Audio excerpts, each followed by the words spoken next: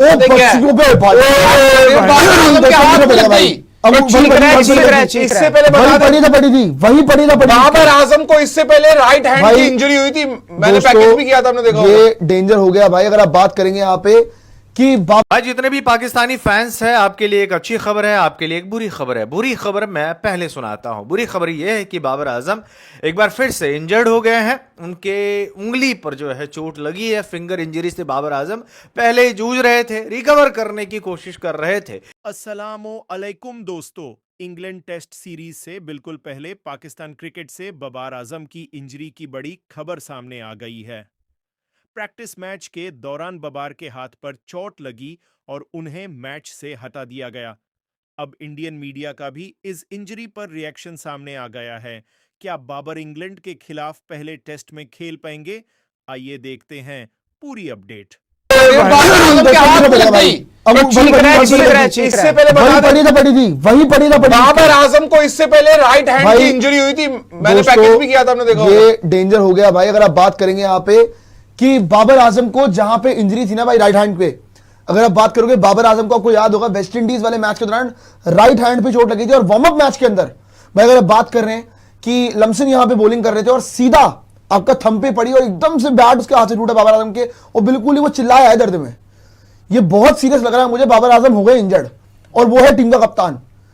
अभी कप्तान बना है, वेस्ट इंडीज की सीरीज बराबर कराई है नो डाउट, लेकिन यहां पे अगर आपका इंजर्ड हो जाते हैं तो इंग्लैंड सीरीज मिस ना करते भाई। देखते हैं, होप्स हो कि ये आपका इंजरी इतनी सीरियस ना हो। अगर हुई तो भाई पाकिस्तान के लिए बहुत मामला मुश्किल हो जाएगा। उनका कप्तान चला जाएगा भाई। कप्तान छोड़ो बैटिंग कौन करेगा, वो भी देखोगे ना आप, बॉबो पैसो निकल जाएगा। इंग्लैंड की जो सीरीज सबसे सर पे खड़ी हुई है, जहां पे लगी भी वहीं पे बजी है बॉल, तो ये बड़ी दिक्कत हो गई भाई। अगर आप बात करेंगे बाबर आजम हो गए इंजर्ड भाई वार्म मैच के अंदर भाई। अगर ये सीरियस हुआ ना, इनकी बहुत बड़ी जाएगी। सीरियस हो गया ना, अगर ये बाहर हो गया ना भाई, अब आप देखिए जहां पे लगी और वहां पे वापस लग जाएगी, बहुत बुरी लगेगी। आपका वो परफॉर्मिंग है ना यार, वहां पे इनकी गेम बच जाएगी, बहुत बुरी गेम बच जाएगी। आप ये देखिए कि बाबर आजम बहुत बड़ी बात है। नहीं, बाबर आजम बहुत बड़ी बात है। बाबर आजम इनके लिए तो बड़ी बात है, हमारे लिए नहीं, इनके लिए बड़ी बात है क्या। लेकिन स्टिल भाई वो बैटिंग अभी भी करने को लग रहा है बाहर जा रहा है ये सर। नहीं, बहुत तेज बॉल है और अच्छा 140 रन होगी बॉल, 140 का भाई। बॉलिंग बहुत अच्छी कर रहा था बहुत पहले से, बॉलिंग अच्छी और बाबर वैसी बॉल डरने खेल रहा था। आया है वो दर्द में चिल्लाया। ये बताऊं, बाहर जाना चाहिए उसको भाई, रिस्क लेगा तू। अगर थोड़ी बहुत इंजरी तो फिर भी सच जाएगी। आपके पास यहां से भी ना 5 दिन है, 5 दिन की एक्सट्रीम रिकवरी कीजिए आप। शायद मेरे हिसाब से ना पहला टेस्ट मिस कर रहे हैं भाई बहुत। क्या बाबर आजम इतना वो नहीं है भाई, पहला टेस्ट मिस तो नहीं करेगा मुझे। क्या बात कर रहे हो, हाथ पे लगी है यार। और सीधा आपको देखिए ना, जो फ्रंट एंड है उस पे अगर आके लगे तो यार थोड़ा मुश्किल है भाई। लेकिन बाबर आजम बैटिंग करने तो अभी तक नहीं आ रहा, नहीं करने आता तो फिर पाकिस्तान के लिए बहुत सीरियस चीज है भाई, बहुत सीरियस चीज है। गया। इनका कप्तान अगर मिस कर गया तो फिर कौन इनका भाई, फिर तो उसको कप्तान। मैं इनको वाइस कैप्टन देख लेता हूं। अबे मसूद को करनी पड़ी कप्तानी यार, क्या बात कर रहे हो। मसूद ने अच्छी कैप्टनसी करी है, पता है। अबे यार बांग्लादेश सामने वाइट वॉश हुआ है। अरे भाई शान मसूद को इन सबसे अच्छी इंग्लिश बोलने आती है। अरे इंग्लिश बोलने से कप्तान थोड़ी बनता भाई, कैसी बातें कर रहे हो यार। उन्होंने इसलिए बनवाया था, पता है। सोचिए भाई कितनी इसकी किस्मत खराब है, वहीं बच गई इसके बॉल। कहीं और लग जाती, वो अलग बात थी, वहीं लग गई बॉल भाई, जहां लगी ऑलरेडी इसको। वही ना, इंजरी पीछे नहीं छोड़ रही है भाई। बाबर आजम के साथ हम 2020 से दिखते आ रहे हैं।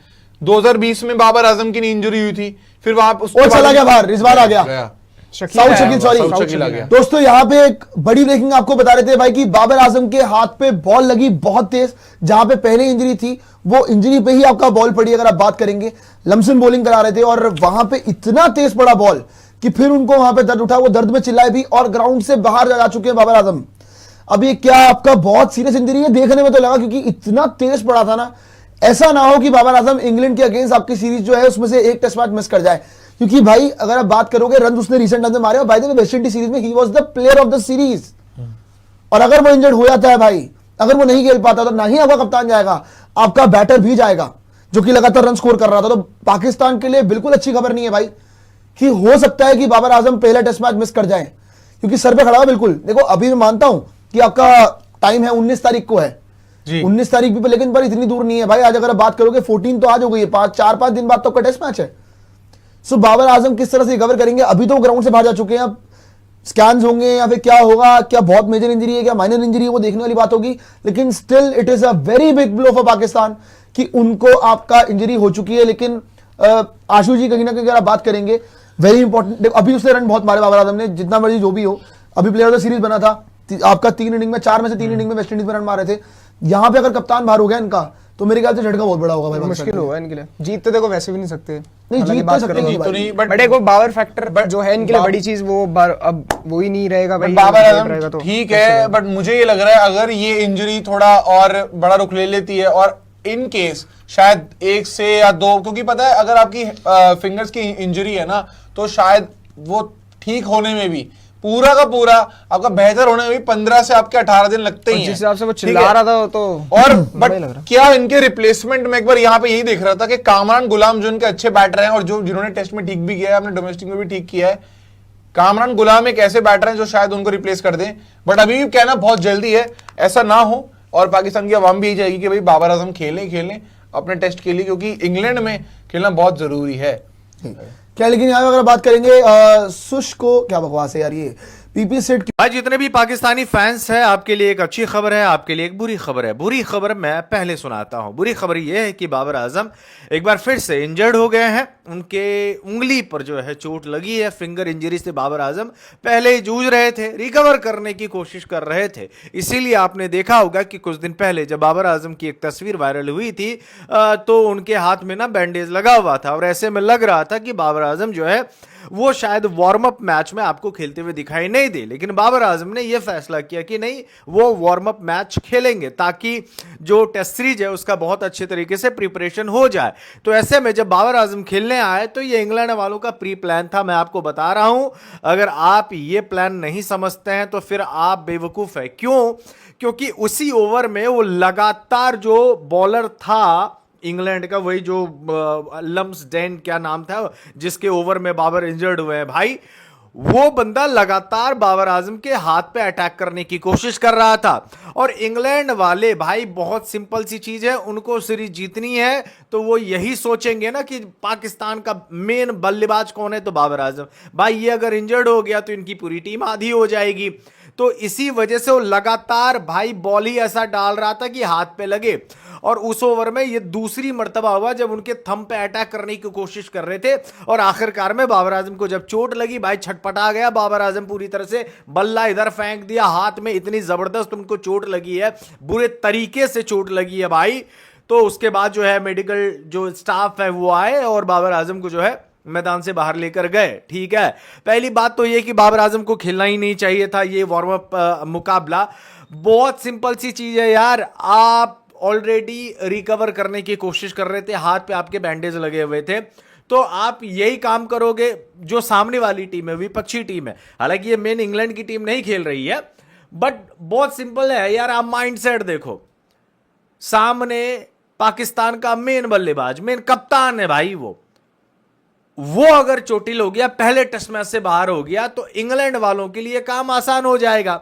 इसी वजह से वो बॉडी लाइन गेंदबाजी कर रहे थे कि भाई कहीं तो चोट लग जाए, अगर चोट लग गई तो फिर आपको बाहर बैठना पड़ेगा, वो काम। हालांकि अच्छी खबर, बुरी खबर तो मैंने आपको दे दिया।